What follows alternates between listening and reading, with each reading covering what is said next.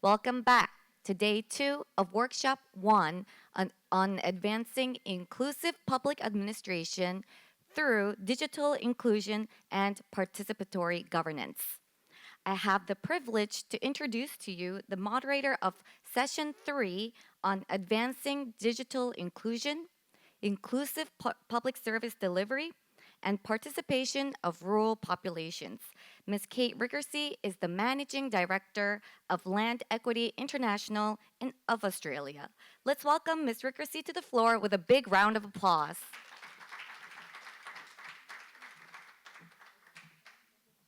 Thank you very much, and thank you everyone for joining us here. I want to make sure that I introduce this topic and the sense of rural populations and the need for their meaningful participation, as we heard this morning. And the plenary session, there were some really good introductions on what you're going to see today. And I'm so excited that as a land professional, I get to be here and really participate in how public administration and services should be distributed and shared and meaningfully designed. Thank you very much for this participation today from the UN and also from Napier and the Ministry of Justice. I'm very proud to be here. So I just want to give a little bit of context. We heard earlier on yesterday how context is important, and as I build context and as you hear from our participants today or our panelists today, we'll build trust that the rural populations are really deserved of our thoughts and of our inclusions. So remote areas and reaching remote areas, understanding their public service needs and identifying systems to connect our services of public administration is really an opportunity for innovation in this digital era. And we're today going to explore this with the topic of advancing digital inclusion of rural populations and the promotion of their socio-economic development. We do need to integrate policies that address digital infrastructure gaps, capacity constraints, and institutional barriers for the inclusion of rural populations. It is acknowledged that there is no blueprint, and solutions must be tailored to individual circumstances. The context here matters. However, there are several key policies that we can learn from each other to strengthen rural inclusion. Expanding e-governance platforms can significantly improve public access. Programs focused on rural digital inclusion can enhance digital literacy through community-based training, and you'll see examples of that today. And we're very fortunate to see how this is going to work. We have underpinning land and natural resource theme here in our session today, and it's so exciting to have heard the importance of geolocation, of geospatial information in decision making.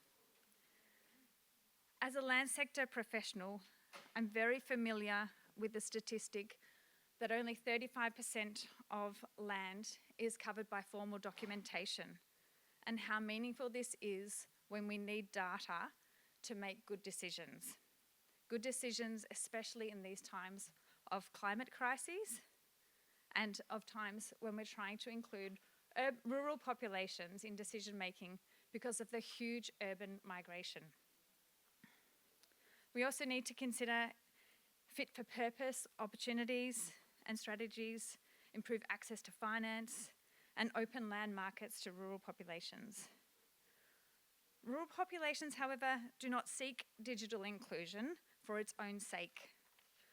The Minister of Justice said it, the Prime Minister of Georgia has even said it. We need to pay attention to the rural population's needs and what they want as a service. The digitalisation must be people-centric, and rural populations seek inclusion, or we would not see such massive urban migration. And since public administration increasingly determines access to rights, services, opportunities, and resilience is of utmost importance. So we need to connect rural populations, and we need to see a future connected together for shared prosperity of our nations. So how? Why is it so hard? Well, we're going to hear why, and we're going to hear solutions as well. So let's get into see what some of the cases are, and how we can also then discuss how we feel about these cases. We have a long session, so get comfortable. Our first three speakers focused on policy interventions of rural digital inclusion, local empowerment, and digital land administration. And then we're very fortunate to hear from two UN Public Service awardees from Brazil and from Thailand, looking at more inclusive mapping and management of territories. And here we're talking about all natural resources, land, fisheries, etc. So, without further ado, may I please introduce Raimund Gel. He is the United Nations Food Agricultural Organization representative in Georgia. He brings extensive experience in supporting governance, rural development, and institutional strengthening. His work is engaging local authorities and promoting inclusive, evidence-based decision-making that provides valuable insights in empowering local governments within the public administration process. Thank you very much. I'll let you introduce your presentation.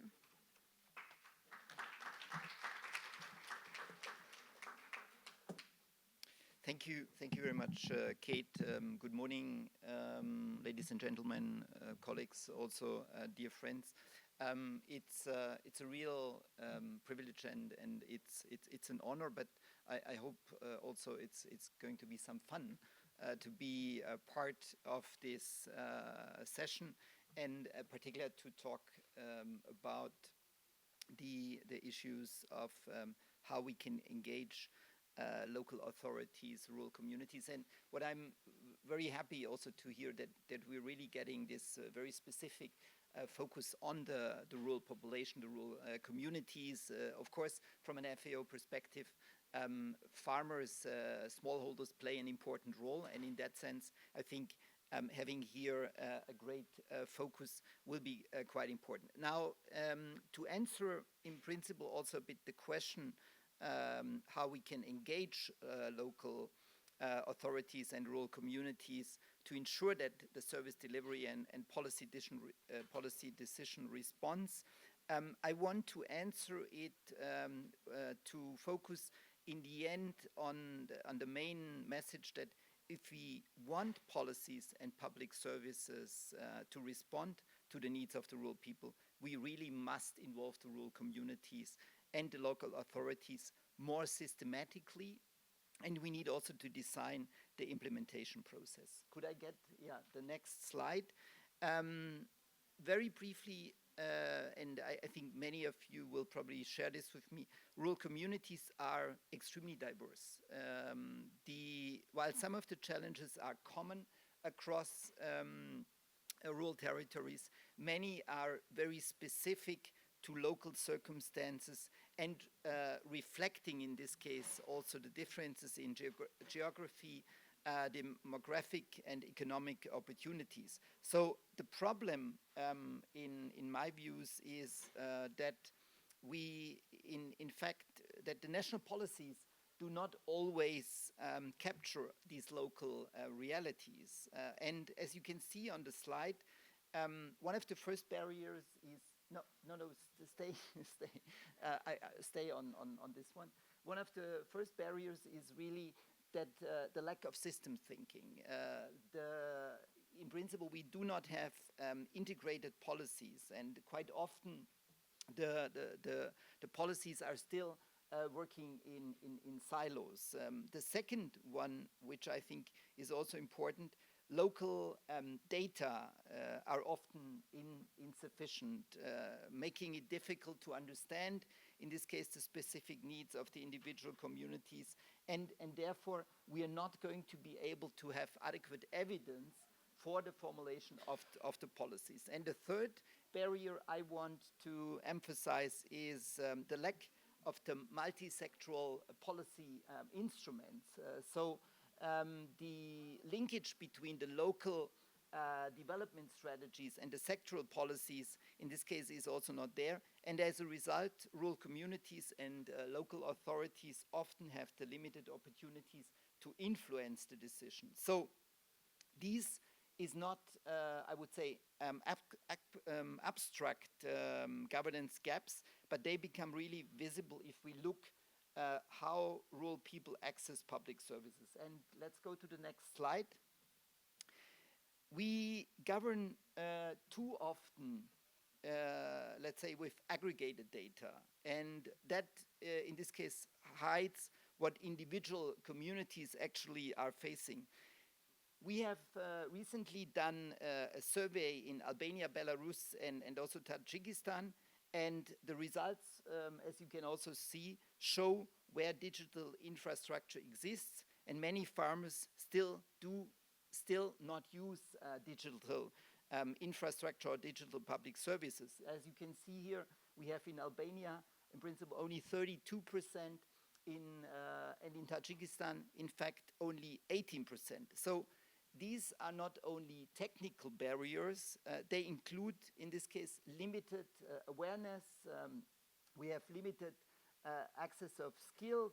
We have the mistrust between and towards also traditional also roots, and of course also the dependency on others, and in this case also the infrastructure. So the question which in the end we need to ask ourselves is, how can governments ensure that services and policies genuinely reflect the local needs? And one answer which from an FAO perspective we want always to emphasize is territorial and community-based development approaches. So next slide, please. At FAO, we are promoting the territorial development approaches across the region, but of course also across the globe since many years. And the principle in this case is simple. Development priorities should not be defined only at the national level. They should really emerge from the dialogue with the communities, local authorities, farmers, and civil society organizations. So through participatory assessments, communities can identify the challenges, opportunities, and also the priorities. These discussions, which we are in this case also facilitating, can lead to local development plans, and they reflect then much better the realities, and we are of the opinion that it creates much stronger linkages with the national strategies and also with the programs. I think we can definitely say it results in greater ownership, better coordination, and stronger alignment between the local needs and the national policies. So participation, of course, alone in our views is not enough. Communities can, in this case, only engage effectively when institutional environment enables also them to do so. So what does it mean? Next slide, please. For participation to become, in this case, also meaningful, governments need really to invest in an enabling institutional environment. And this means that we need to strengthen, in this case, also the capacities of local and national institutions, providing access to local data, as I was mentioning this already, and creating also the mechanisms that connect communities with decision makers. It also means that we need to promote partnership between public institutions, the private sector, civil societies, and in this case also local organizations. These partnerships can serve as important bridges between the national policies and the local realities. And of course, finally, the digital infrastructure remains, in this case, essential because it enables access to information, services, markets, and finance. I was just attending also the plenary session this morning. There was also the question, does technology help in terms of getting trust, in this case also, between, let's say, the communities and the authorities. And I think when I look at it from a rural perspective, when I look at it from the perspective of FAO, it definitely helps to increase, in this case, also transparency. But let me illustrate, in this case, an example, particularly also from Georgia, and this is on the next slide, that how digital services support and how they are owned by the communities. We have in Georgia an initiative within the FAO Digital Village initiative, where we are working with the rural communities in the Marneuli community to introduce digital services, for example, such as weather advisories, pest alerts, and also soil testing tools. So what is important is not the technology in this case in itself. What is important is, in the end, also the process. We are, in principle, we are listening. We are listening.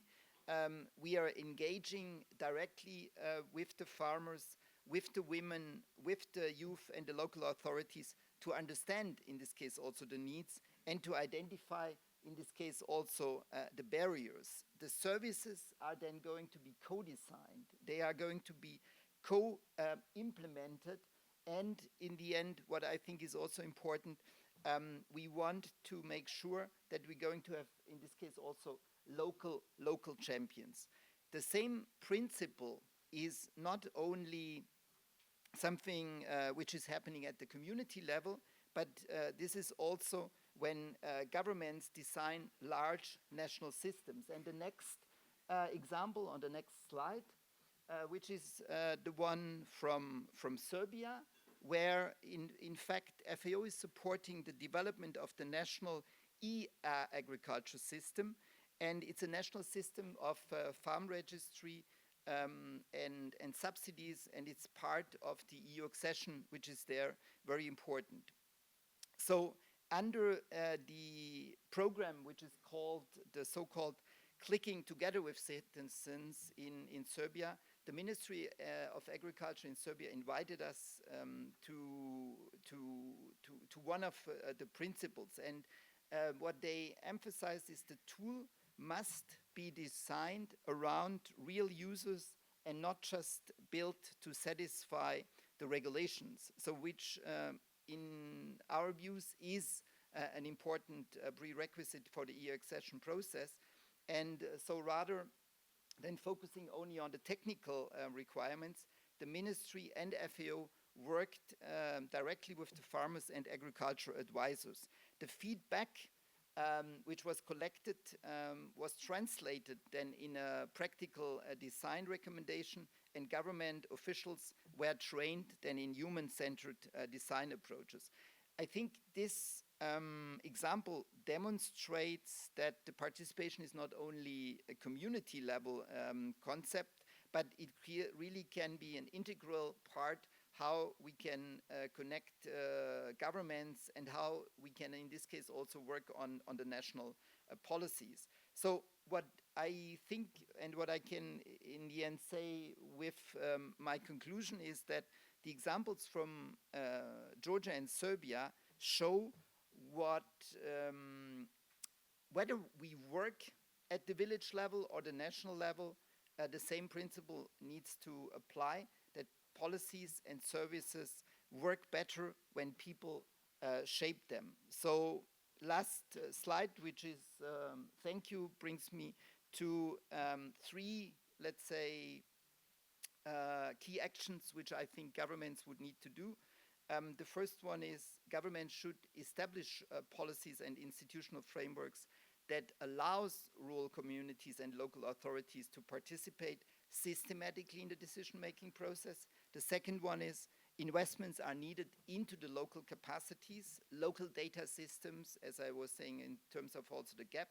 And the third one is that governments continue to digitalize, or as governments continue to digitalize public services, they really make sure that these services are designed with the rural people and not only for the rural people. So I think in the end, my concluding statement is that rural populations are not passive beneficiaries just of development, but they are really also partners. Thank you very much.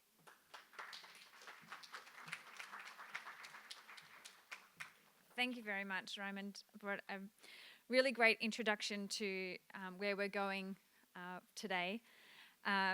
It actually made me think also these gaps are they're not infrastructure gaps necessarily. It's actually a little bit of a translation gap because the national policies are not written in a vacuum. There are feedback mechanisms in most countries, but how you translate a national policy to the local level and how they understand and engage in it. It's really quite a resource intensive activity, and I think we were just seeing examples there about needing that resources at a very local level. Thank you. So my next presenter is Ganesh Bhatta he's the Joint Secretary of the Ministry of Land Management in Nepal. Ganesh is a senior land administration and geospatial governance expert. He has extensive experience in cadastral systems, national spatial data infrastructure development, surveying, land management reforms, and he's been in leadership roles with Nepal's Survey Department and contributed to international initiatives on geospatial information management, land governance, and digital transformation. He's going to be speaking on the strengthening meaningful participation of rural populations in inclusive governance. So thank you very much, Ganesh.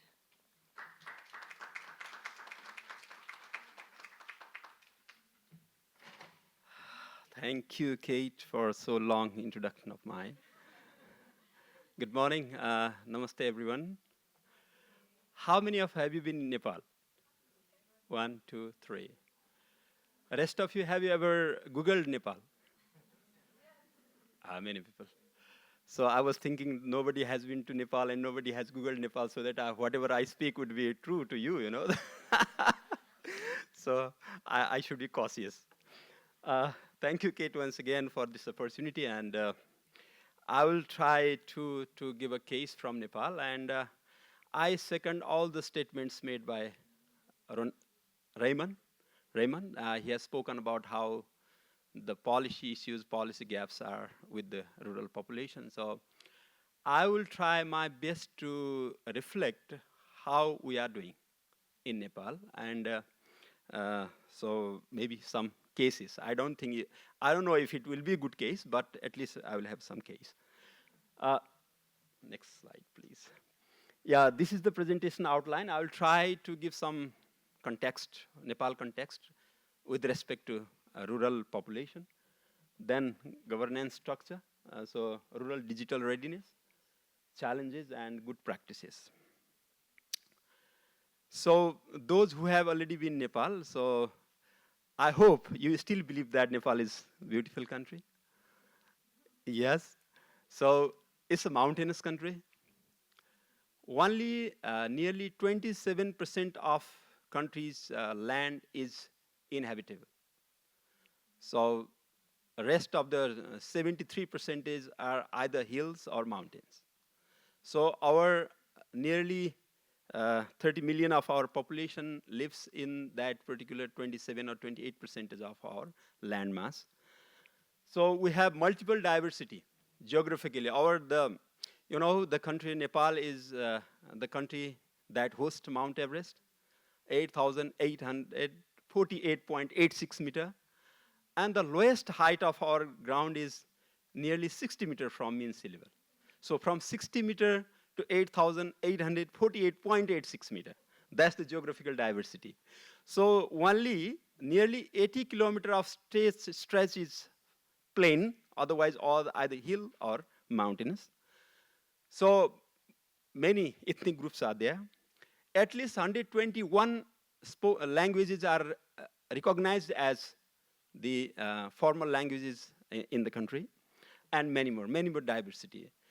Why I wanted to mention this diversity over here is that how government is trying to ensure the inclusion of all these diversities in the governance structure. That's what I just wanted to spell it out here. So our population is nearly 30 million. It's from 2021 census. So the rural population is 33.2 and the urban population is 66.8. It's not really full urban, but semi-urban and urban population is 66.8. And we will be talking about more about 33.2 percentage of our rural population. So the interesting is that our out migration is taking so rapidly in the country, basically from the rural areas. If you see from the 2021 census, we have found out that 22.2 million population is out migrated from out of country. If you consider one member of a household, then you can consider that 20.2 million households have a member out of country, mostly from rural areas, and we have only 6.6 million households. So 1/3 of our population, in a way or another, they are related with the out migration, mostly out of country. Otherwise, they are out migrated towards the urban centers. So we have 460 rural municipalities. You can see the rural population is only 33.2 percentage, but based on the geographical expansion, you can see out of 753, 460 rural municipalities are there. So of course, it's landlocked. So we love to see whenever we go abroad. So we'll go first to see beach around, so just to enjoy the water. Although we have mountains. So we do not like to go around mountains because we already have mountains. And so we like to see water. And we are in between two giant countries, China and India. China in the north and India in east, west, and south. This is how our geographical location of Nepal is. So the focus is that 33.2% rural, and most of they are migrated. So the governance structure is that we are a federal country. We have 7 provinces, 77 districts. So these 77 districts are district level units of federal government. So they are not within the provinces, but within the federal structure. So we have 753 municipalities, out of which we have 6 metropolitan cities, 11 sub-metropolitan cities, 276 municipalities, and 460 rural municipalities. And all of these municipalities have lower level of administrative unit that we call ward. There are 6,743 wards are there. So whatever is the category of local government, they all have the equal rights. Their governance structure is similar. Only we call the municipal chief as the mayor and the rural municipality chief as chair of rural municipality. That's only the naming of the head of the municipalities. Otherwise, these 6,743 ward are the entry point for the citizen, general citizen, to communicate with the government. So this is where we'll try to discuss about how these wards are trying to bring rural population in the governance. So that's what I mentioned, that what is the closest administrative unit to citizens with democratically elected body and the front door of government. So since federalization in 2015, decision-making authority and resources have been devolved closer to the citizen. So we recently have decentralized our land administration services. So I am being from land management profession. So my focus will be more on how we are trying to build rural population closer to the land-related service. That's what my focus will be. So since we are talking about the inclusion, digital inclusion, how we can ensure the participation of rural population with the recent technological evolution. So if we try to assess the readiness of the rural population, here you are. So our internet connectivity is, we have 88% of household has internet connection, rural 73%. Everyone can go through Facebook, TikTok. So everyone can go there. So that's why we have, you can say, even in rural areas, you have 73% of internet connectivity. Urban population, they have 86.5%. Smartphone holding, you will be surprised to see rural population, 77.5% has smartphone accessibility. But you can see there is a news in one of the national media that poor digital literacy hinders growth in Nepal. Oh, sorry, I have a lot to speak. So you see, so this is the data for 3 months. We have low digital practice. You can see there, only in rural area, only 42.6% can send message.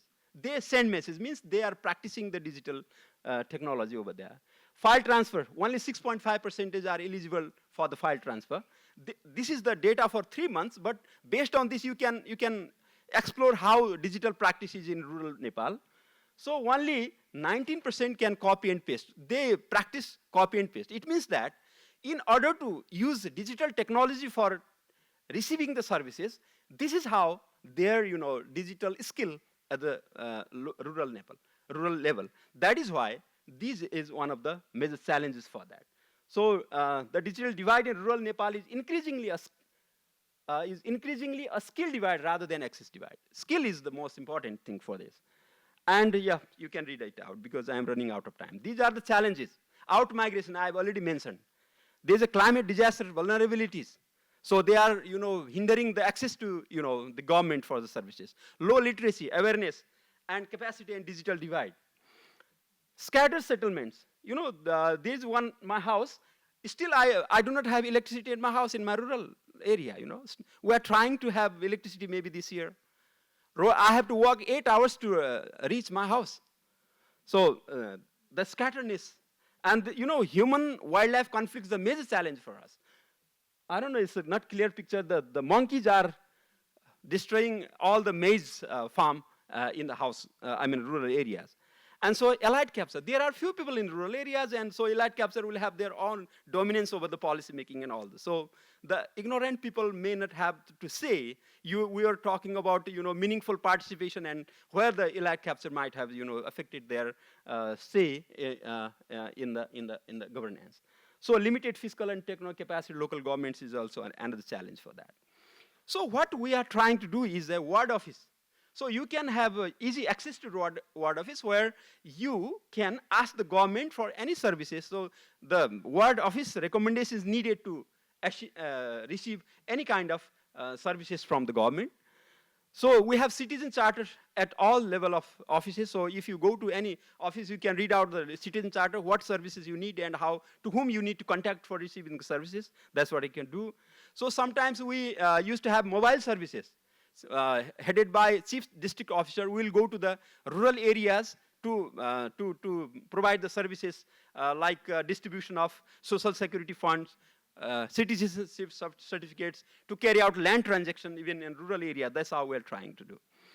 And so we have constitutional reservation for the rural population, basically for women, for indigenous community, for socially and economically disadvantaged communities. So we have this sort of reservation mandated by the Constitution. And we have recently decentralized our land services. Many of the land-related services are already decentralized, but day-to-day, irregular, transfer of ownership as well is decentralized very recently. And maybe in a year or two, all the land-related services will be decentralized to municipal government. And there are various tools to enhance being applied to enhance the women's access to land. For example, if a piece of land is in my name, if I want to have joint ownership of this land with my wife, then she can do it only with less than $1. So she can just go to the land office, and so she can apply for that. So if she pays nearly 80 cents, then it can be registered in her name as well for the joint ownership certificate. So with this, at the moment, we have already achieved nearly 39+% of the women's access to land, and currently we are having land reform program, so it will have joint ownership certificate. Maybe in a year or two, if everything, all land reform related activities done, then we'll have more than 50% of women's access, ownership over land. So please scan through these. There are some important results based on our, the initiatives and intervention from the government side. So the conclusion is that we have to, empower not only rural population, but also ward offices, because they are frontline offices for the rural population to get their voice heard and bring them in the, ensure their participation in governance. So participation is most effective when citizens are informed. They should know, they should be aware, they should be digitally ready. So they should know their rights. They should be aware of what sort of facilities they are going to receive from which organization. So this is the important thing. So digital and social device remains significant barrier everywhere, I guess. So the future of rural governance lies not only in bringing services closer to people. We have realized that being warded the closer to the rural population is not sufficient unless you empower them how to receive the services from the government authorities. That is the most important thing. So, but in ensuring that every citizen has the capacity, opportunity, and confidence. So opportunity means sometimes their opportunities is being hindered by the elite capital now. So their capacity, digital capacity, and also their knowledge about the nature of service that what they can receive, and the confidence to pass in public decision making. With this, I thank you very much for your patience and sorry for taking some longer time. No difficult question. Thank you very much, Ganesh. And no problem on time because we're here for a marathon stint. So thank you, Ganesh. I wanted to raise one highlight from your sort of conclusions there, and that is the access for women to receive co-ownership for $1. I think it's an incredible initiative that you can subsidise it to do that. It's really important, and it hasn't been, I think, spoken about enough, but gender equality across all of the initiatives. It would be great to hear our speakers also talk about how you make it very inclusive as well. And the second point also was just about the decentralisation of the ward offices and the duties that they'll be taking on. And perhaps when we open up for question time, there'll be questions about how do you also build the capacity of those ward officers and their role in engaging communities and things like that. So let me get on to the next speaker, Emmanuel Noah, and he comes from us. Also travelled a nice 24 hours like myself. He's from Ghana. He's the founder of Ben Ghana Limited and serves as the chairman of the Business Location Reform Committee and the National Development Permit Technical Working Group under the Ministry of Trade and Industry. He's not only a leading expert in digital land administration, geospatial innovation and regulatory reform, he's also got extensive experience advancing land governance, investment facilitation and digital transformation initiatives across Ghana and the wider Africa. And I was very fortunate to sit on the bus with Emmanuel last night and learn about his deep personal examples and experience dealing with land and land transactions in Ghana, and to hear about what an amazing entrepreneur he is. So please welcome Emmanuel.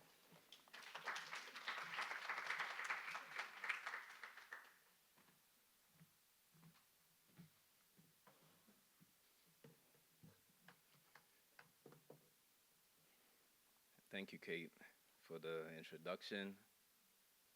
You know, Ghana is like the wild, wild west, when it comes to land, unfortunately. So to touch a bit on what I was discussing with Kate, we're facing quite a number of disputes just on a personal level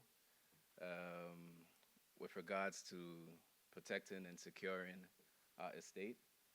But we are definitely making strides on the governmental level to ensure that solutions that we put in place can also have the desired impact and effect. So, conversation for another time. So by show of hands, who here has ever tried to move a land matter through a public service? For a permit, a search, dispute? Okay, a few? Nice. And now, how many of those journeys were simple, predictable, and easy to complete? Okay, somebody's shaking their head like, no. All right, so, that pause matters because land administration is not just about records. It's about whether a citizen can move from a recognized right to a usable service. So for a rural citizen, that journey can determine whether land becomes becomes access to credit, compensation, insurance, a permit, inheritance protection, or entry into a formal market. So the question for us is not only how do we digitize land, which I've been hearing a lot about. Seems like every year there's a new portal coming up. But the question we should be asking is how do we make land rights usable for the people who depend on them? Now let me make this more practical. Slide, please. Yeah. Now imagine Amma, a citizen in a frontier market economy. Her land is known by her family, neighbors, and local authority. But when she needs a loan, a permit, compensation, insurance, or protection from a completing claim, local recognition is not enough. The question changes from who knows her rights to which institution can rely on it. And that is the frontier market gap. Rights exist in society first before they enter into our public land administration systems. Rural communities and frontier markets are not outside the economy. They are often where food systems, climate assets, land markets, infrastructure corridors, minerals, housing expansion, and new enterprise growth is taking place. The problem is that the institutions around them often do not move at the same speed as the economic reality on the ground. Public administration must protect legality. It must verify claims. It must preserve records, follow procedure, and prevent fraud. But citizens experience that legality as a journey. How many offices do they visit? How long do they wait? Whether the answer is clear and whether mistakes can be corrected. So the barrier is not only documentation, it's about usability of the service.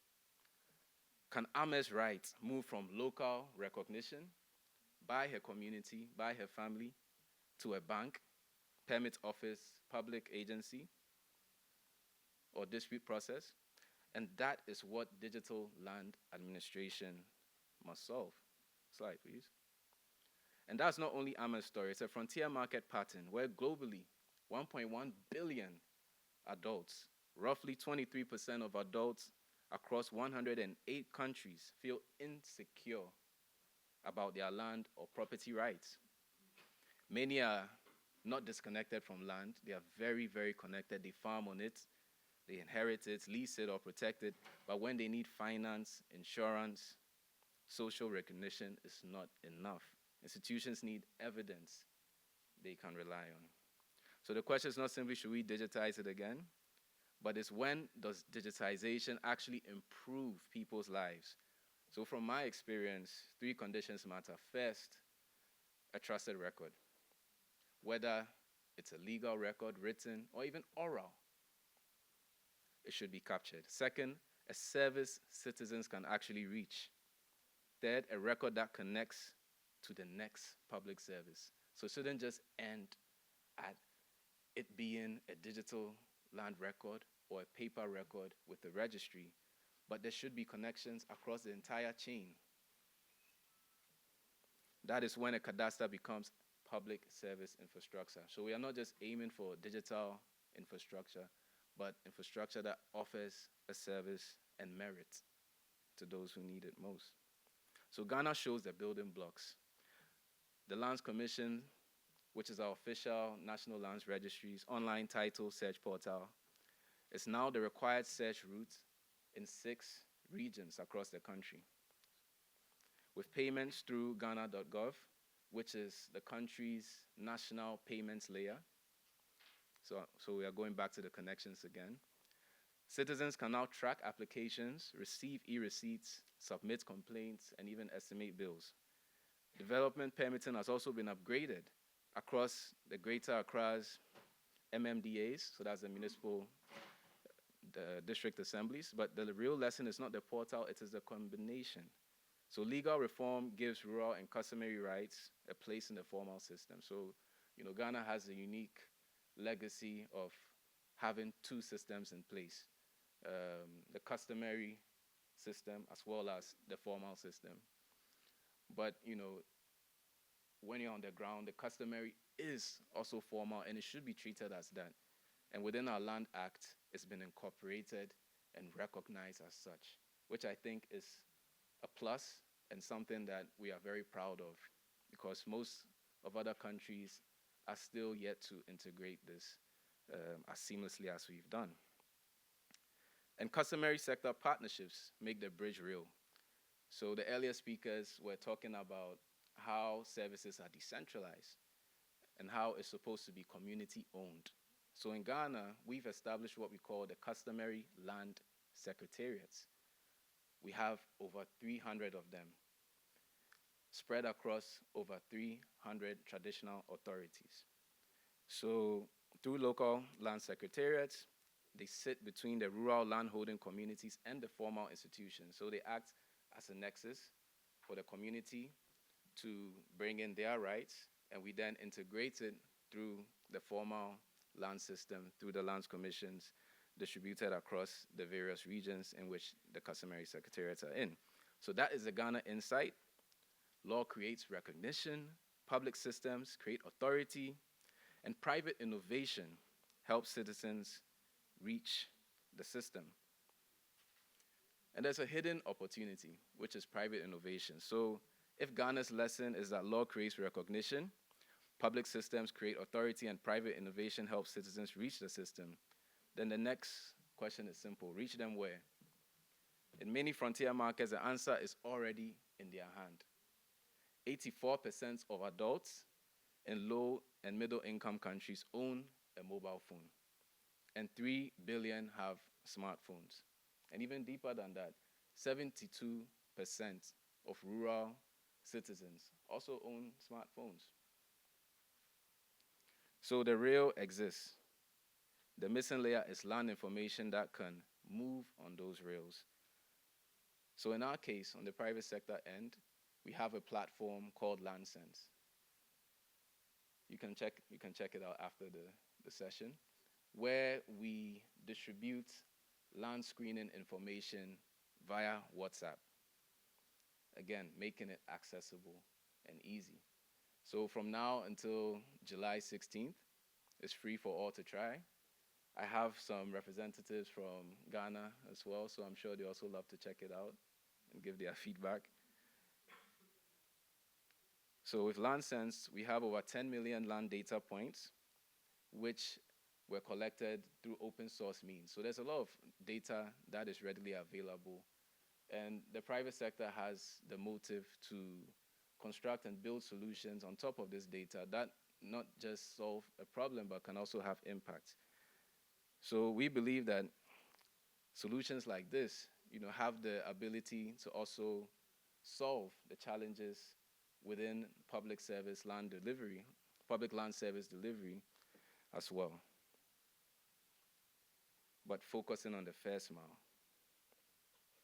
The World Bank's Be Ready helps us name this bottleneck. So the Be Ready is an index by the World Bank that measures the effectiveness of public service and reform on the ease of businesses across economies. So across 101 economies, the weakness is not only the rule book. Business location scores, which is one of the indices that focuses on land and how easily it's accessible, are stronger on regulation and processing efficiency, but much weaker on public services and transparency. So that matters for rural land reform. A digital cadastre does not unlock finance by existing. It unlocks finance when a bank can rely on the record. It does not unlock services by mapping parcels. It unlocks services when that record connects to permits, insurance, planning, and markets. So the test is simple. Does the land right travel? So my recommendation is to treat digital cadastres and digital land service delivery platforms as trust infrastructure. The lesson from Fit for Purpose land administration is that reform should not wait for perfect titles or perfect documentation before citizens benefit. The practical lesson from being from a country where we have legal pluralism of land systems is that rights often begin in different places. A customary authority, that's for the customary section, or notaries, registries for the formal section as well. So the policy task is to connect those first mile sources of legitimacy, so in the community and the customary, to geospatial evidence, public authority, so giving them legal and lawful recognition, and service delivery from both public and private sector ends. But this must also come with safeguards: consent, correction, appeal, gender inclusion, and protection against dispossession. That is how a cadastre becomes more than a record. It becomes a pathway into finance, service, and markets. Thank you.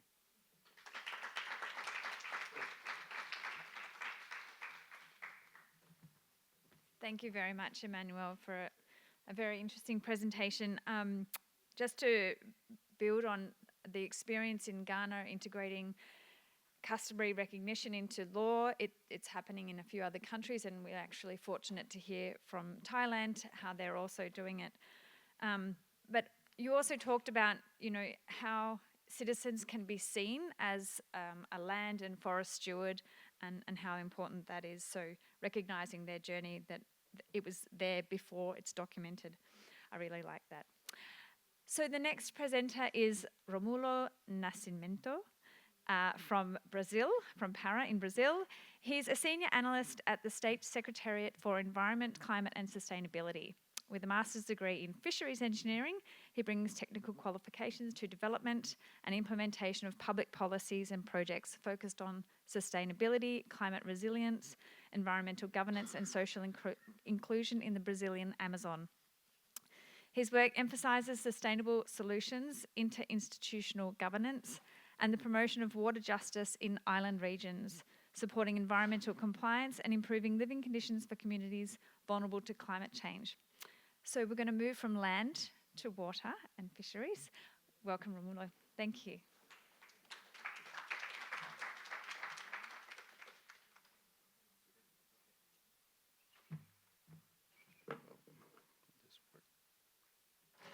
So hello, good morning, ladies and gentlemen. I don't like this microphone, but it's okay. I'm gonna take this. So I'm from Brazil, from Pará, Brazil. I'm also a environment analyst for the Secretariat for Climate Sustainability of Pará. I'm here today representing Dr. Selma Santos, the award winner, and also my Deputy Secretary, Dr. Rodolfo Bastos. Thank you for trusting me. So the mission is to give a short presentation on our initiative that is called Fishing Agreements, Participatory Management of the Territories of Amazon. Okay.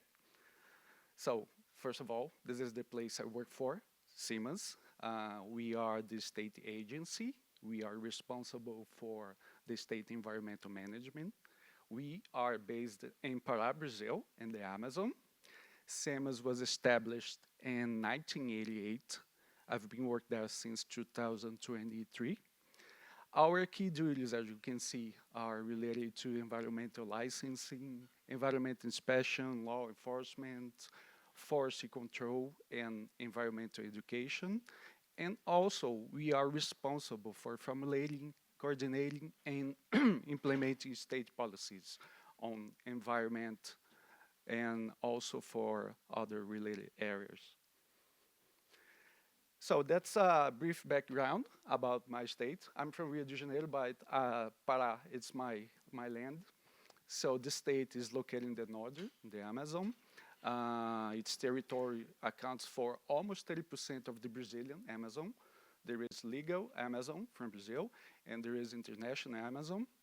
Our population is about 8.5 million. That's a lot, of whom almost 3 million live in rural areas. Populations such as indigenous people, traditional communities, riverine communities, fishing communities.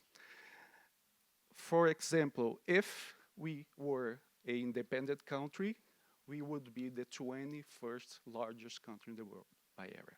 We are the second state in Brazil in size. So it's also important to mention that we are home to a wide variety of aquatic environment, such as marine areas, estuaries, rivers, and all of them play essential role in the livelihoods and economies of thousands of families. So in this context, we have artisanal fishing. That is one of the most important activities in in Brazil. So this is a Pirarucu Arapaima. So this activity is a key source for income, food, and traditional knowledge that have been passed down through generations. But historically, this activity is affected by regulations, top-down regulations that did not consider traditional knowledge. So this is a problem.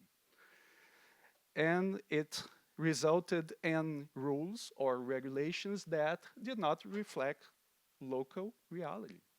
That's a problem. So in response to these challenges, in 2021, our government established the fishing agreement policy in Pará, which is a key tool for territorial and environmental governance.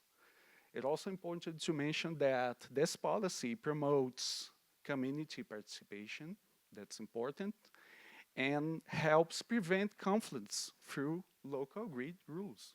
We take their opinion into account. So this policy was also designed to address long-standing gaps in public governance, like people said before. For example, the limited capacity to promote public participation and management of natural resources, especially in remote areas of the Amazon. So these are some objectives about this policy. As you can see, reduce conflicts related to the access, promote the participatory and sustainable management, to expand the participation of traditional communities in the decision-making process. That's very important. And also, I can't forget that this policy also contributes to many sustainable development goals, as you can see right there. So, what is a fishing agreement? I talked about the policy. This is the instrument, sorry.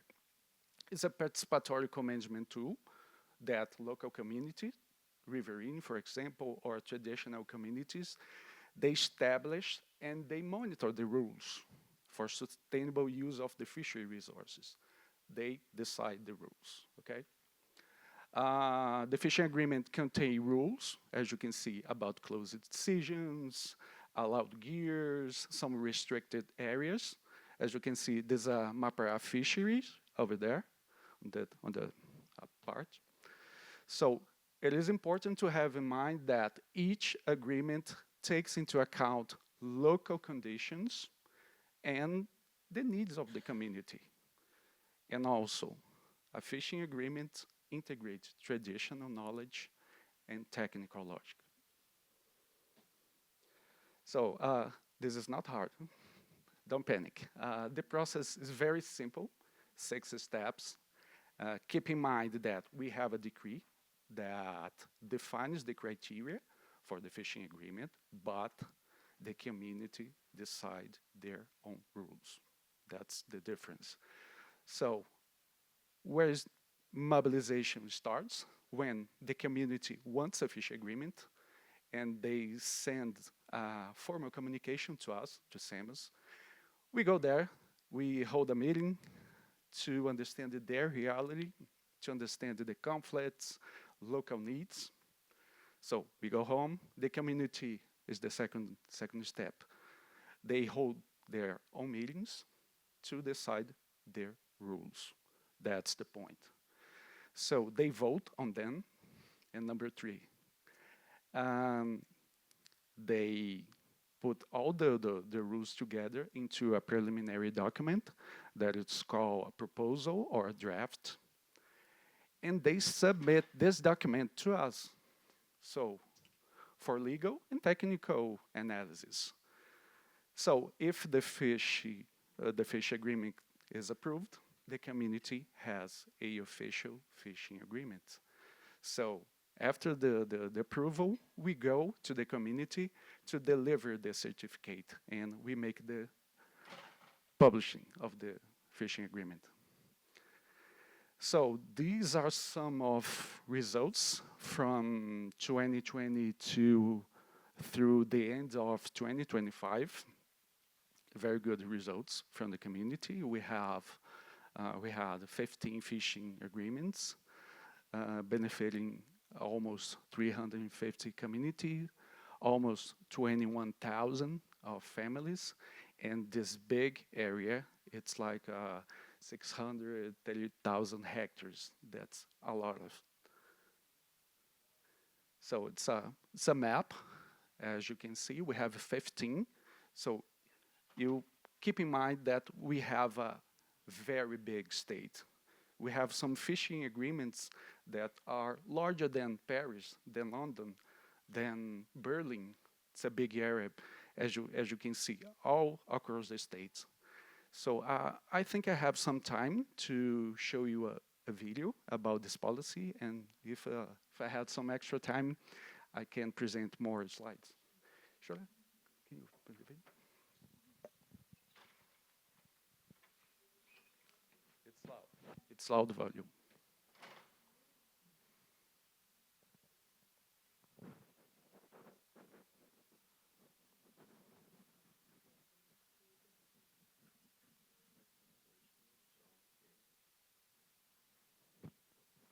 It's a 4-minute video, okay? Don't worry.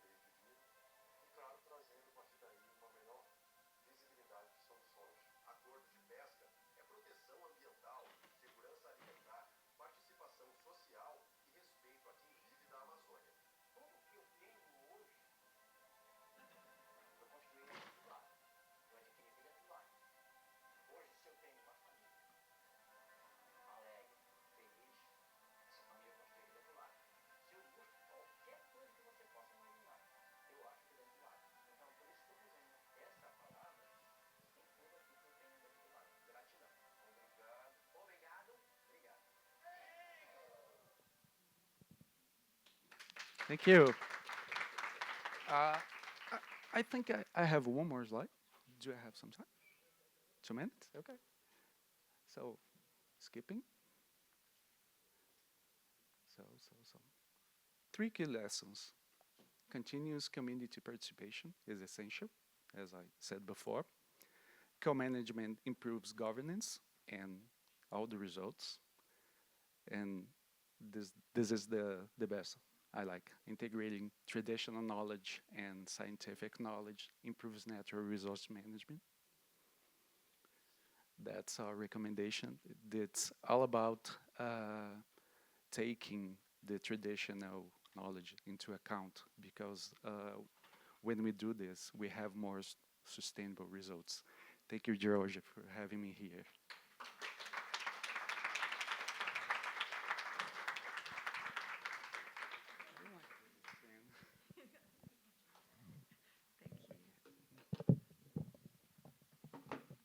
Thank you very much, Romulo. That was fantastic and wonderful to see such evidence of community-led governance and how it really does improve the natural resources that everyone is living with and surviving by. I'm sure you have many questions, and I'm sorry that we haven't had time yet to answer them or have them heard from you. We just have one more speaker, and then we'll open up the floor for questions, etc. So please let me introduce Ms. Sawanit Prongpapai, and she's the advisor to the Highland Research and Development Institute. She is also an awardee, just like Romulo, of the Public Service Award of 2026. So congratulations to both our speakers. With more than 40 years of experience in agricultural development and international cooperation, she has worked extensively on sustainable highland development, community participation, and knowledge sharing based on the Royal Project Development Approach and the Sufficiency Economy philosophy. Prior to joining HRDI, as it's abbreviated to, Sawanit was the Minister Councillor of Agriculture at the Royal Thai Embassy in Canberra, Australia, and held various positions within the Ministry of Agriculture and Cooperatives in Thailand. She has been a speaker and a huge advocate for HRDI over the years, and we welcome your presentation. Thank you.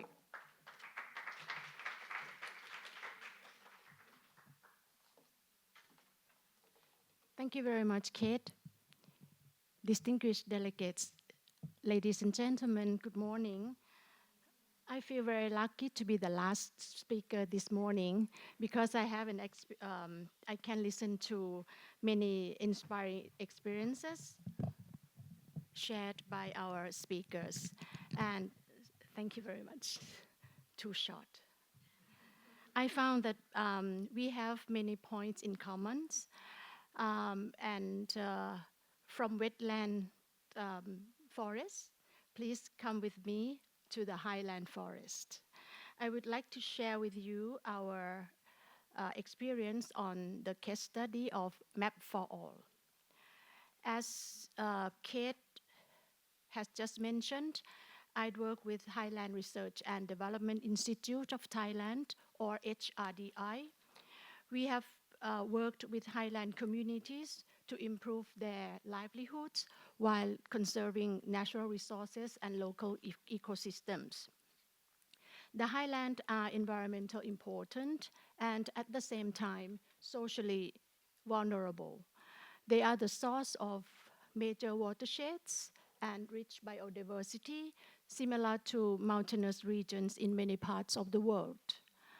More than 1.2 million people in these areas, in these highlands, are indigenous communities living in remote areas with limited access to public services and economic opportunities. In many highland communities, settlements and farmland overlap with forest areas, and land boundaries are not clear. So this creating complex challenges related to livelihoods, natural resources, and land use.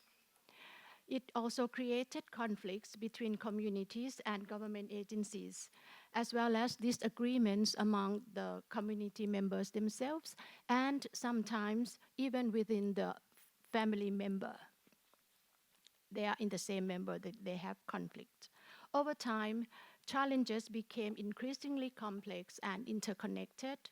Poverty, limited opportunities, and insecure land tenure often lead to unsustainable land use practices. And at the same time, broader pressures such as population growth and climate change make the situation even more complex. In many communities, monoculture and contract farming expanded rapidly, resulting in forest degradation. Different agencies often work separately, each with their own data, plans, and priorities, leading to duplication and inconsistencies. So we realized that these complex challenges could not be solved through fragmented governance. And what we what was needed was not good projects, but share information across all stakeholders so that everyone can work from the same picture. So HRDI introduced land plot-based land mapping. The initiative was submitted to the UNPSA under the title Map for All, Inclusive Mapping for a Sustainable Future. Map for All is much more than a map. It is a shared digital platform allowing different stakeholders to work together. It was not created from data on a computer screen. It began with people, not technology. HRDI worked with communities and government agencies to explain the purpose and benefits of plot-based land mapping. Communities learn to use and interpret maps and data for local planning and decision making. So this turned data into participation and shared ownership. Starting in 2012, HRDI team, together with government agencies, local authorities, community leaders, and villagers, walked the land, identified boundaries, collected coordinates, and mapped the actual use of the land, clearly defining where forests were, where people lived and farmed, and who used the land.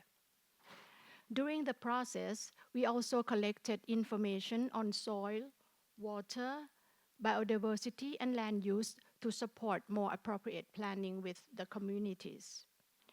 All boundaries and, information were openly discussed, jointly validated, and agreed upon by stakeholders before being integrated into the digital platform. Each plot was assigned a unique number linked to the land user. Digital inclusion is about ensuring that everyone can access and use the information regardless of where they live. So Map for All can be accessed both online and offline. In areas where internet access remains limited, it is shared through printed map, something like this.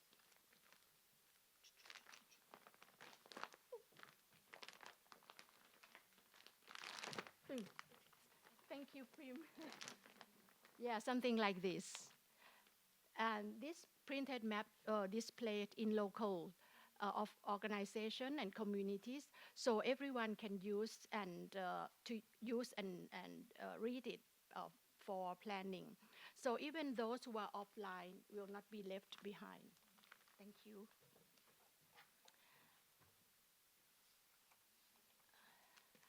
It is not like in the past. In the past, community has limited access to information and opportunity to participate in planning process. Decision often made for community, not with community. But today, communities are not only invited to listen, Map for All helps them move from being recipients to active partners for local development process.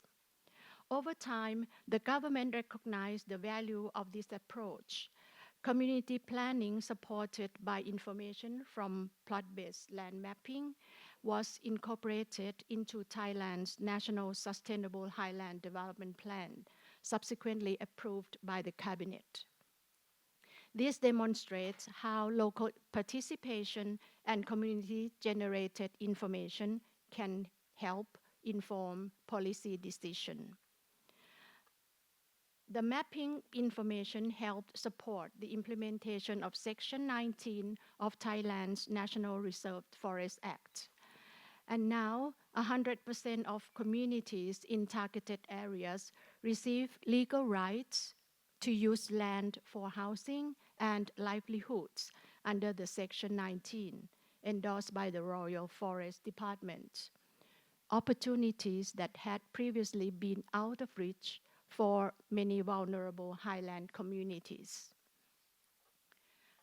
Shared information help government agencies identify real community needs and prioritize public service investments more effectively, reducing duplication, improving coordination, and making services more accessible to rural communities. The process helped build trust within communities and stakeholders. Communities shared agreement on land use rules and boundaries. This helped prevent forest encroachment, reduce illegal activities, and minimize local conflicts. With better information, farmers can plan production more effectively, reduce risks, and connect with markets more easily, contributing to their higher income, more resilient livelihoods, and improved quality of life. Monoculture cultivation areas gradually shifted to fruit orchards and agroforestry systems.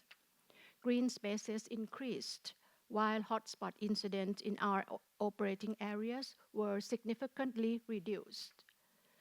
Conflicts have gradually turned into shared responsibility.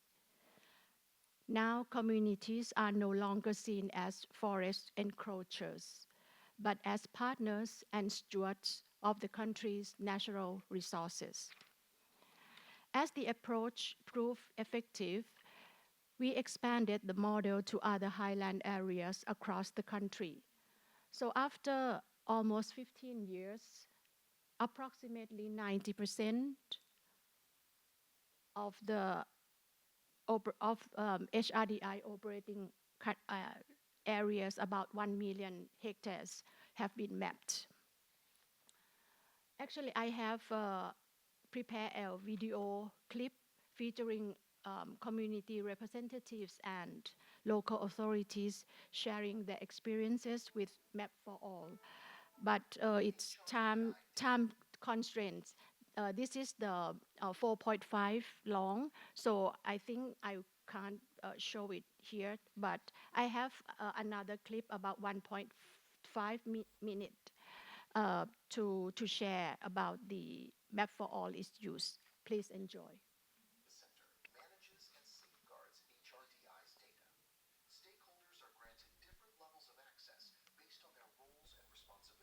May org, no?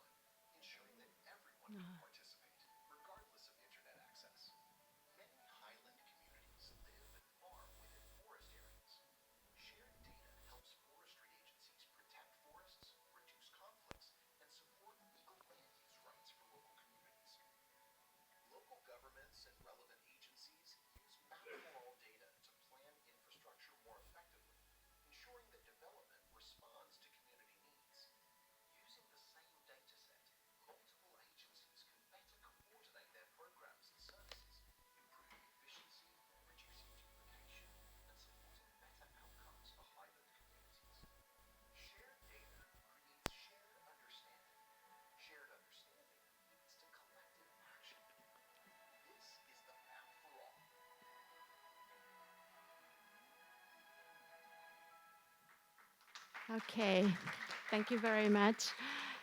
If you are interested to learn more, please feel free to come and visit our exhibition booth. We have also prepared an iPad demonstration where you can explore the platform yourself. And now I would like to conclude my presentation by echoing the message shared yesterday at the opening ceremony by Excellency's Prime Minister of Georgia and the Minister of Justice of Georgia. They remind us that digital transformation is not only about technology, it is about people, trust, and human-centered public services. And I could not agree more. Map for All is not only a digital platform, it is about ensuring that everyone can be seen, heard, and included. It connects system, data, and people, enabling more inclusive services, stronger participation, and better opportunities for rural communities. Last but not least, for us at HRDI, the true value of digital inclusion is not the technology itself, but ensuring that no one is left behind. And this is Map for All, the map of possibility for all people. Thank you very much.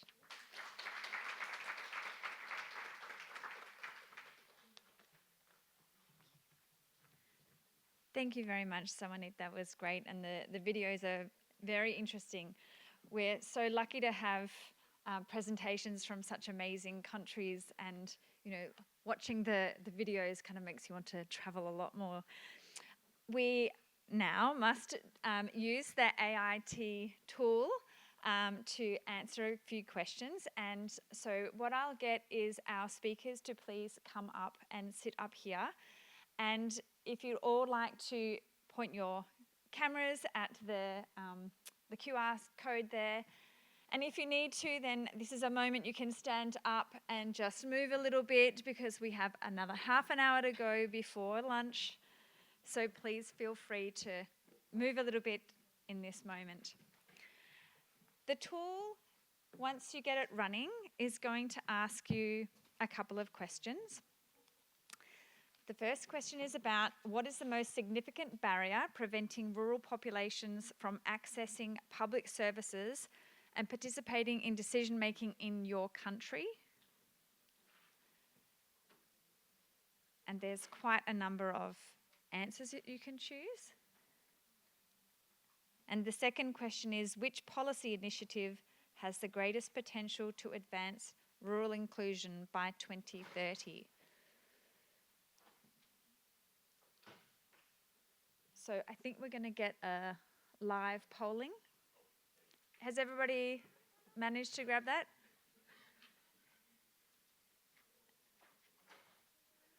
I can see some people answering by now.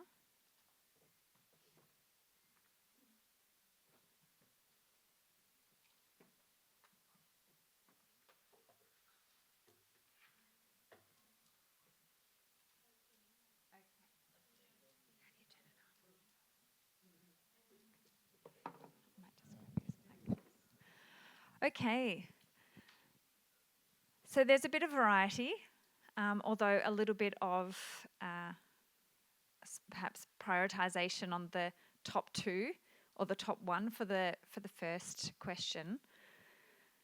But given that it is, we are trying to encourage meaningful participation, having the data is one thing here. We can all see that obviously weak local institutional capacity is a significant barrier.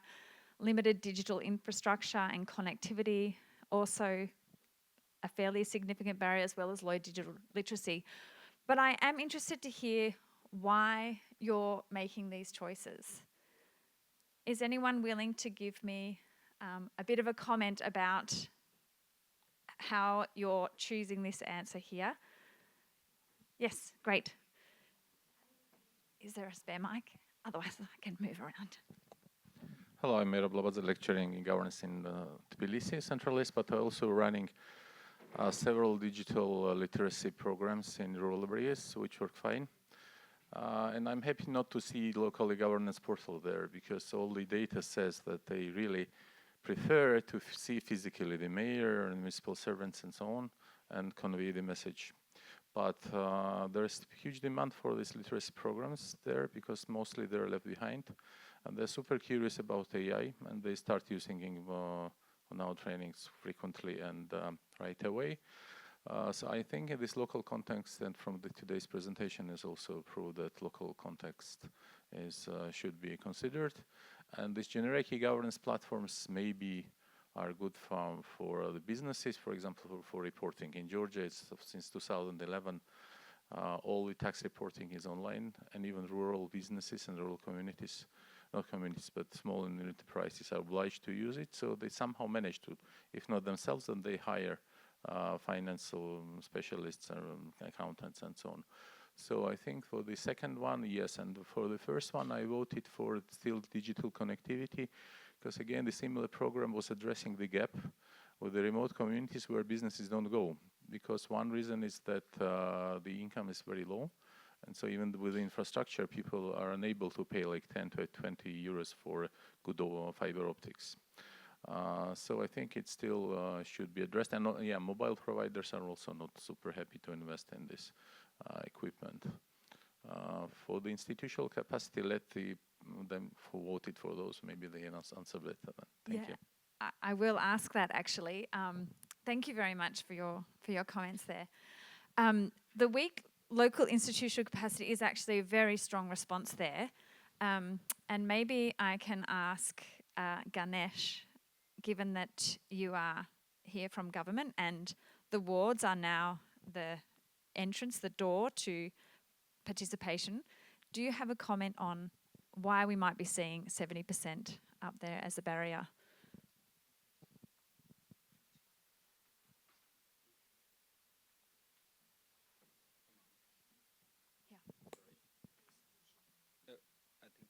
Sorry, it was a capacity gap, in fact. I think the audience is, they have rightly expressed the main barriers for, the hindrances to bring a rural population in governance. Because being closer to the government is not the final, intervention for the government. But if there is no one to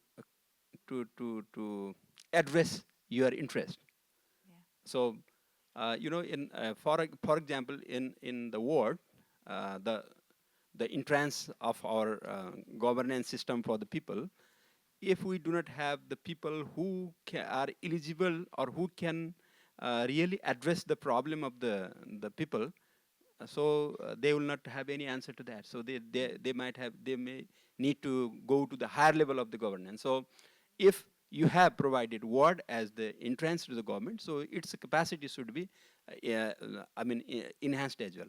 At the same time, this institutional capacity may be in the communities as well. I mean, they should be aware of what sort of services can be acquired from the government through ward. Sometimes we have, we recently, last year we had a piloted the land literacy program at local level.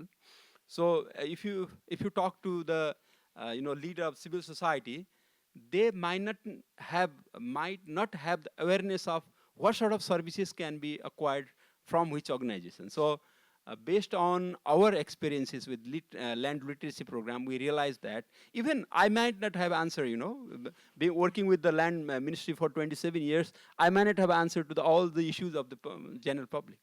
So that is why local community, local institutions, local civil society, and local community itself, they should be empowered. Their capacity should be enhanced. That's how we also have realized back home. Yeah. Thank you. Yes, certainly.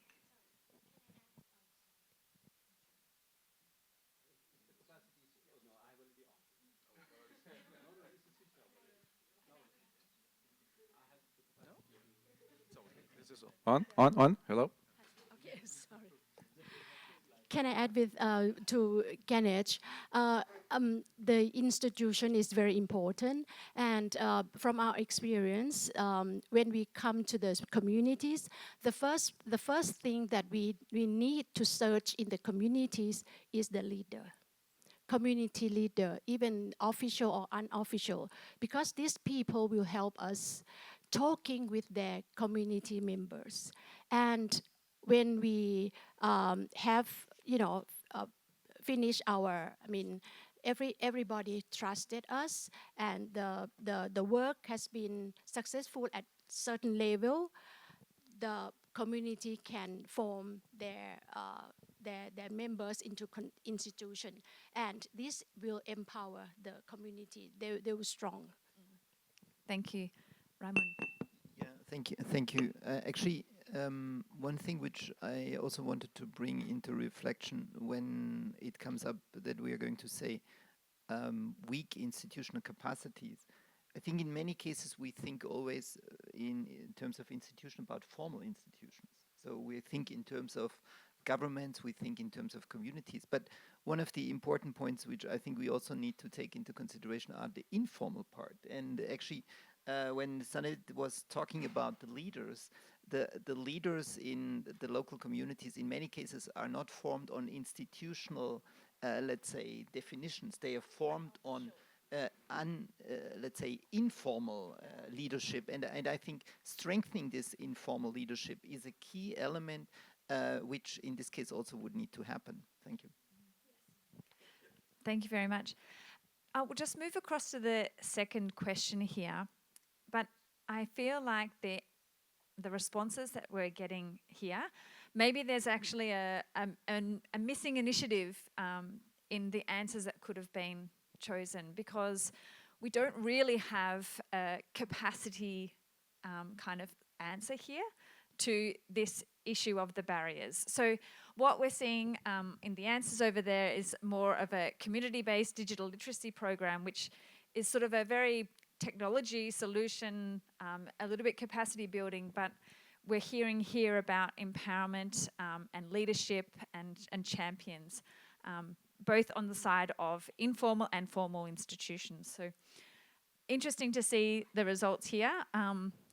Not much messaged in the presentations on financial inclusion and digital payments, so perhaps it's not front of mind for now, but I guess the modernisation and community-based territorial management is more front of mind.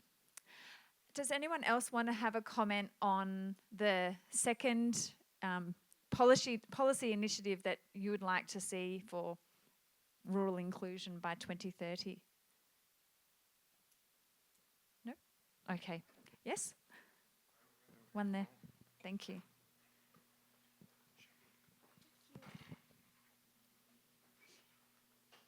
I think for the rural inclusion, I believe that if we could have internet access and quality internet access and also digital literacy to be able to involve in e-governance into the internet and be included meaningfully would be a great initiative to enhance rural inclusion, and youth as well, to empower them to preserve their local cultures, like passing on the preservation of socio-cultural engagement within their community, to be able to like be proud of themselves, be proud of their culture, their natural resources, their lives. Thank you. Thank you. Yeah, it's very important that as you do digital inclusion, you have to also work out ways where traditional knowledge and traditional culture is not lost in that transition to a digital response. Was there, yeah? One more, sorry. And then we'll open up to questions back to our presenters. So maybe one comment on what policy initiative has the greatest potential. Like the digital thing is kind of medium, how we integrate people in the system and how we ensure their participation. So the platform by itself should not be restrictive. We have seen from Thailand experience that they have done excellent work on like bringing this map in the printed version. So we have seen like a lot of data from earlier presentation that many people do not have access to digital services, and whenever they have like access to this platform, they lack capacity to actually utilize it. So we have to be mindful that in the race of this digitalization of services, we should not forget people who actually do not have capacity in terms of financial or technical or I don't know, yeah, those capacity barriers that had to be inbuilt in the system. So we should consider at least that we need to go a hybrid model where we can like enable people to have access even if it's like analog or digital. So that's my take. Yeah. Thanks so much. Thank you. I couldn't agree more. I think there's a hybrid solution for everything. Can I just one quick comment? Actually, when I looked at the question, I was wondering maybe the question is asked in a way that we are again focusing on one element. But in the end, we need integrated policies. So there is not only one most promising solution. I think we need to make sure that we're getting several ones really together and they are interacting in this case. Very much agree. So I would like to now, I'm hoping that you haven't forgotten your questions to these very great presentations. Really hope that you wrote them down. Sorry, I didn't warn you about that earlier. But please, may I open it up to you all if you have questions on the presenters. Hi, thank you very much for a really great presentation from the land to the water. It's really important for us, for Georgia as well, because we are the National Agency of Public Registry, which is coordinating authority for the land registration in the country. And also we have, last year, we have completed the systematic land registration that we have included like all the rural population because this reform is related to the inclusion of the rural population. And for this, we have organized the public awareness campaigns, and the different digital tools has been prepared and developed in order to involve all the rural population. I'm concerned about this, the statistics. In our audience, so we have lots of people from different corners of the world, and all of us, we think that the major barrier is still the weak local institutional capacity. My question is to the speakers regarding why it's the reason still. And the second is that during the preparation and design of the public services, we are not seeking to have the referendum, but we need more structured approach to include the rural population in the design phase. What can be the greatest mechanisms that even the central government can develop, and then the local government translates and shares with the communities? What are the most significant steps that we can take forward? Thank you. I think that there are multiple questions there, and I think almost everyone here probably has a response. So I'll just take that one question for the moment. Who would like to go first here on the panel? Yeah, Ganesh? I can start with. Thank you, Eleni, for. I think it's a kind of not a very easy question. It's a difficult question. Being, involved with the government system. Normally, we try our best to ensure the participation of the stakeholder community while making any policies or designing the system. The problem is that once you design the system, if you look at the system of, with us, we think that the system is well designed. Everywhere the participation is, mandated for. If you go for any decision, there should be a mandatory provision of the participation of the community, the stakeholders, and you have inclusion of women, social and economic disadvantaged communities. Everything is ensured by the design. The problem is that the ignorance of the community. Even if there are the provisions in the system, if you do not know where you have to make the participation, So it's not only about the meaningful participation, but also meaningful execution of the provisions, whatever you do have. That is more hindering, I guess, in our systems. So once you are supposed to, invite stakeholders for their participation to make any decisions, if you don't do that, and if the people do not know that they were supposed to invite for to make that decision, then it doesn't work out.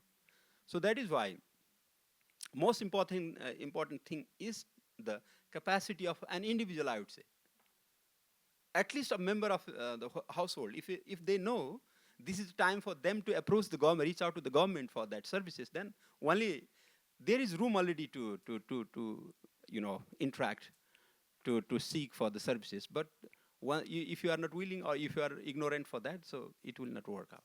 So that's how our experience is back home. And at the same time, you have all the provisions there, but you don't have qualified, skilled human resources that could materialize the concept of this participation, then also you will not be able to receive the services. That's what we have experienced so far. Hope I answered your question. How much will you rate for that, my answer? 5 out of 10?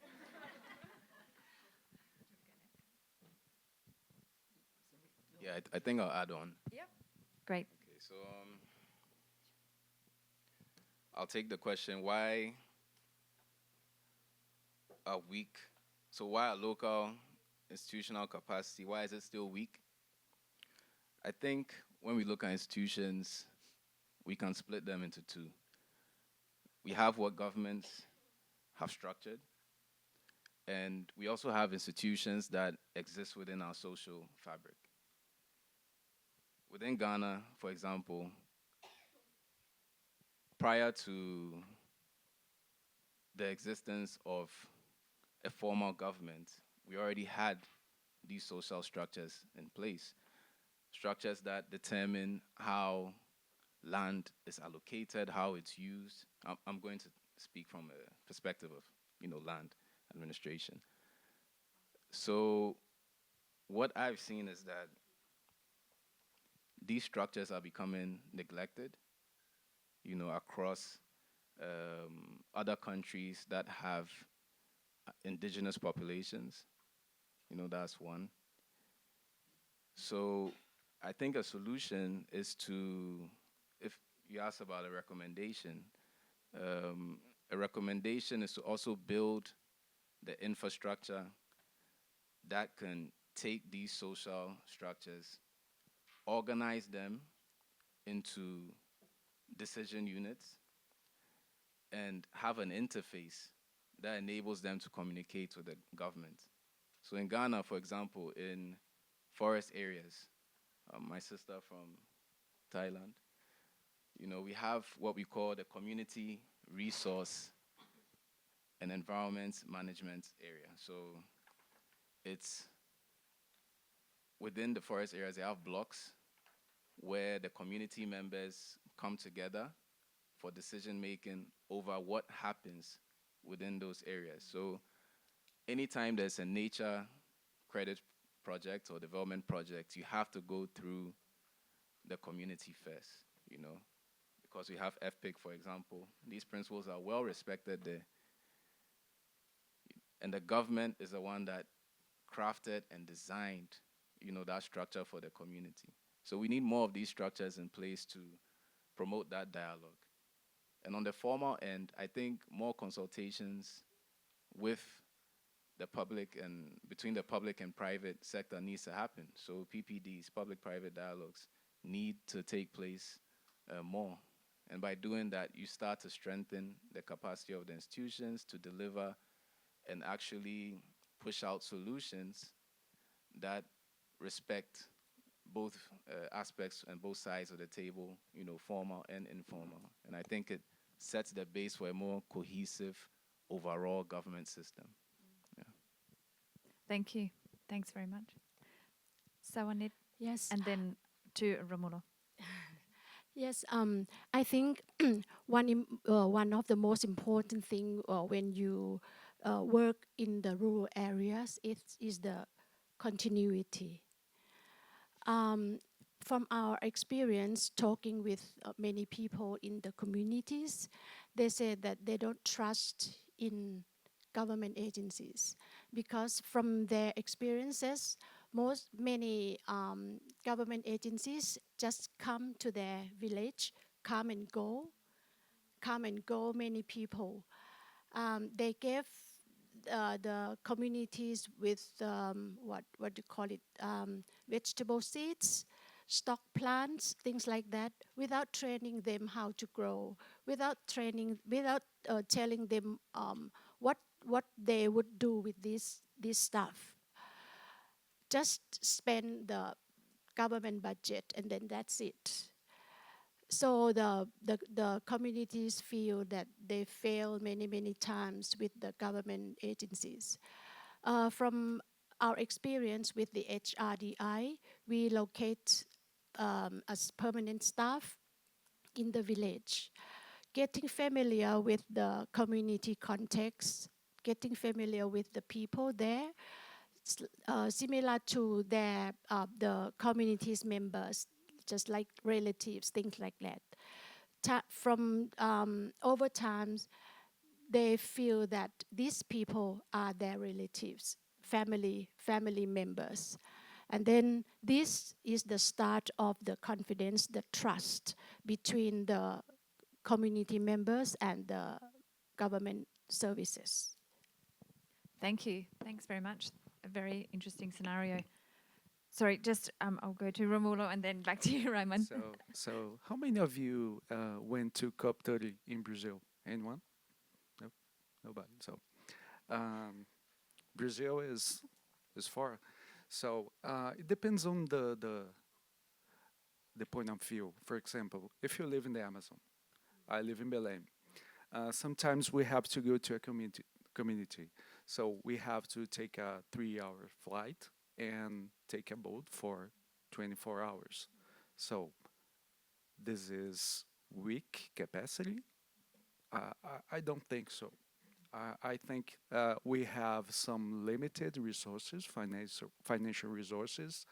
PPG is also important, especially when you talk about traditional communities, remote places, especially in the Amazon.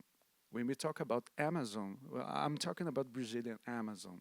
We have international Amazon. So sometimes we want to help their community, but we work with limited financial support. So we have some supporters in Brazil, especially in our state, some entrepreneurs. So they help, they contribute. So most of our actions are possible because PPD. This is a key point. It's our policy is not perfect. We have no perfect policies because we work with people. So we depend on the communities. We depend on their engagement. So, for example, my deputy secretary, he travels. He goes to some inhospitable places. Some places there is no clear water to drink. We cannot take a shower because they don't have it.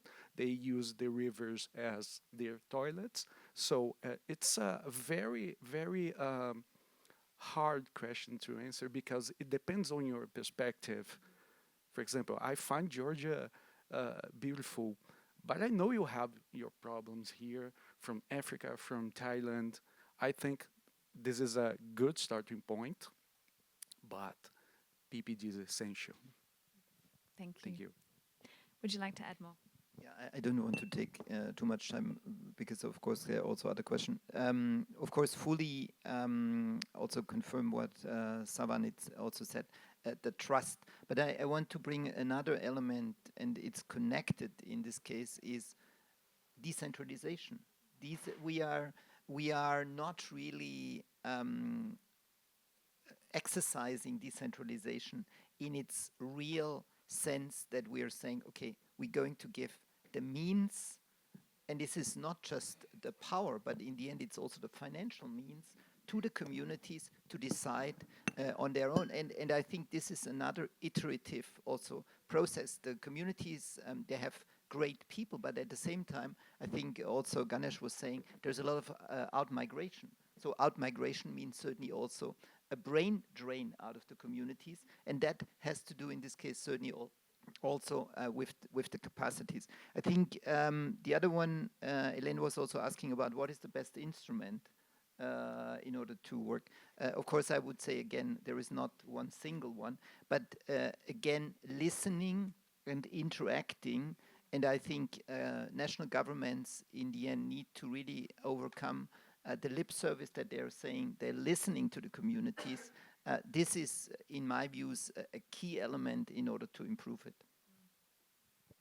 I think that also builds on a point I was making earlier as well, that it's an iterative process. So listening once is not enough, because you hear something different to what is being said. And so this dialogue that has to go back and forth, so that the message that you're hearing and what you can provide, you find a common platform or you find a common ground as you go through an iterative process of dialogue and conversation. So are there any more questions? Yes, okay, very good. Sorry, I will just go to the lady at the back and then the man. Presentation. So my question, is it relevant for other Latin countries to spread your policies? Maybe some other countries from Latin region have adopted your policies. Thank you. Okay. And the gentleman in the middle. We have one question here also, Kate. Yeah. Maybe I give her. Either. No? Yeah, just the man in the front and then the lady at the back. Yeah. I won't forget you. Good afternoon, everybody. Hasnan Bukhari from University of Erfurt at the Willy Brandt School of Public Policy. When we look at the technologies and the way they have reacted, we see that the technologies have been, initiated at the very urban core, and they have been focused on urbanity. But the problem is that when we look at public health, the specific technologies are being made for targeted intervention for medical based, and they're very targeted. But when it comes to rural population, we try to solve their problems with technologies that were predominantly focused on urban centers. And then we wonder, why don't rural population react to that, and why is there no uptake of it? I think perhaps after 20 years of listening to information and communication technologies for sustainable human development, perhaps we need to take a different look at the rural population. Perhaps we need to look at how rural population, I had a opportunity of shooting a documentary. That's not my profession. I'm from academia, but I was trying to capture how smart farming works, and I was surprised at the indigenous knowledge that people have. They were smart. I had no idea. They were so smart, and they were just asking very intelligent questions. Could not technology, for example, inform us when the land is dry, and so that we can switch on with the app, for example, the tube wells? This kind of a intervention perhaps is needed, where a government plus private sector could think that what rural population needs, just like technologists thought what urban population need. Thank you. Thank you. At the back there. Thank you very much, Madam. Hello, everyone. I'm Najat Zarrouk from the Kingdom of Morocco. Thank you very much to this wonderful panel. And thank you to the organizers on focusing on the rural aspects and dimension, because, and this is two general comments. When I was child, I spent my holidays in, you say word in Nepal, we say douar in Morocco. And we have this well-being for rural citizens. Today, I don't know if it's because of digital or thanks to digital, when you go to our douar, nobody is producing anything, even eggs or butter. So you see everyone links to his laptop or devices all the day, while importing all the goods from outside. This is the first thing. So we need to balance, because digital is not the only solution. What they need is to have the proximity about public services. They need access to education. They need access to health, well-being for elders, etc. The second comment is about the global perspective. I see we have a new urban agenda. We need a new rural agenda. Everyone is focusing on metropolis, on urban, the dialogue, the advocacy, the partnership, the mobilization of resources.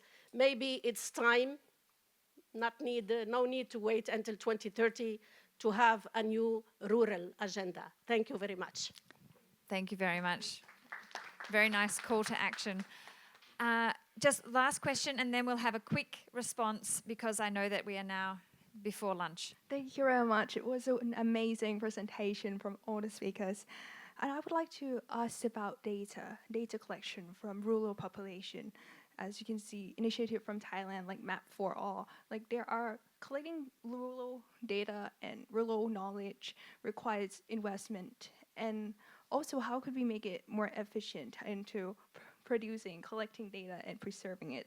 And also, as well, we heard from Brazil where they talk about their environment and having rural population and protecting climate and their environment and climate change. So can we also consider about climate change, climate crisis into planning of the rural population as an emerging trend? And lastly, we would like to have transition of knowledge and transfer technology, where we see amazing initiatives around the world. Can we share our knowledge together to be able to have a better and prosperous future for all? Thank you.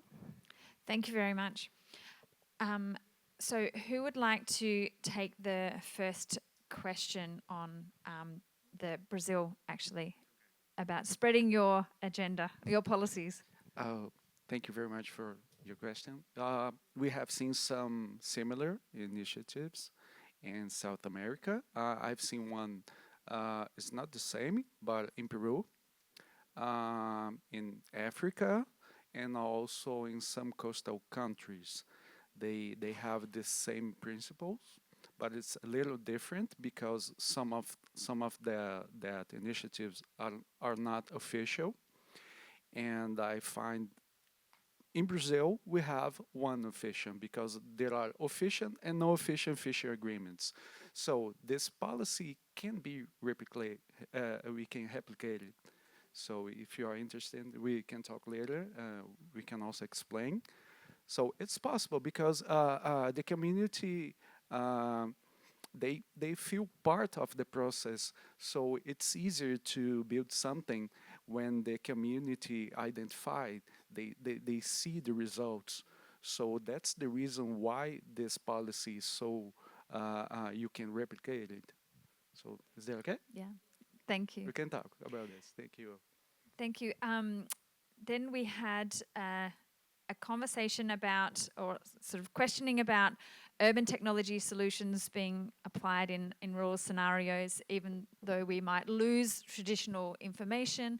And also there was as well a bit of a call to action on, a rural agenda. Would you like to take that? I think.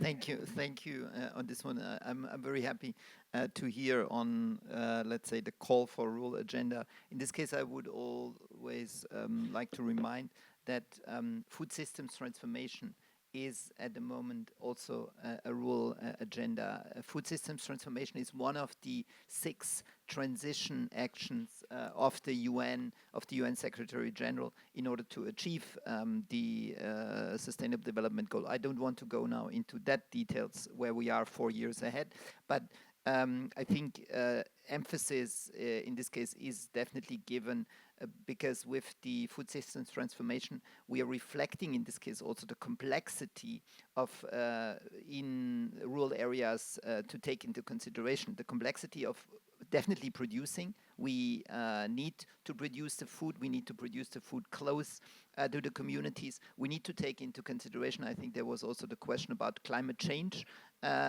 is in this context, as well as also the social aspect. So this is fully considered. And one element in this case, which I also wanted to mention, is that, of course, the data collection, which we are in this case also doing, is facilitating here also a much more rural technology than just the urban one, in order to answer also some of the comments which have been made. Great.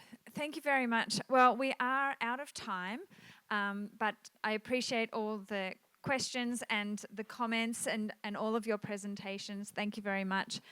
We really covered some really good examples of formal and informal institutions and how they are including rural populations and the use of digital inclusion along the way. So thank you very much to all of our presenters. And please, please make sure you click on the QR code and make sure you to fill out the evaluation form for today. So thank you very much, everyone, for your participation.